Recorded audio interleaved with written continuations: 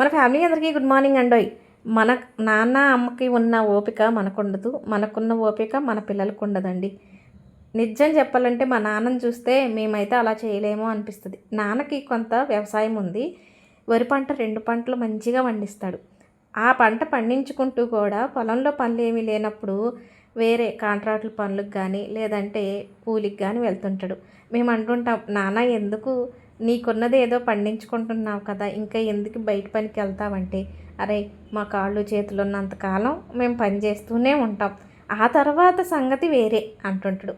నిజమేనండి, నాన్నకున్న ఓపిక నిజంగా మాకైతే ఉండదు. ఇక అమ్మ అమ్మ వాళ్ళ చెల్లి పిన్ని వంటగదిలో కూరలు చదువుకుంటున్నారండి. అంటే అమ్మ పప్పు చేసింది, ఇక వాళ్ళ చెల్లి కోసమని పప్పు బాక్స్లో పెట్టిస్తుంది అనమాట. నాన్న వ్యవసాయం చేస్తాడు, కూలి పనికి వెళ్తాడు, ఇంటి దగ్గర కూరగాయలు కూడా బాగా పండిస్తారండి. మేము నెలకు వచ్చిన 10 రోజులకు వచ్చిన వారానికి వచ్చిన కంపల్సరీగా ఇక్కడ నుంచి ఎక్కువగా తీసుకెళ్లేది కూరగాయలు, పాలు, పూలు ఇవేనండి. కూరగాయలు మాత్రం వారంలో 5-6 రోజులు ఇక్కడ నుంచి తీసుకెళ్ళినవే కూర చేసుకుంటాను, కొనే పని లేకుండా.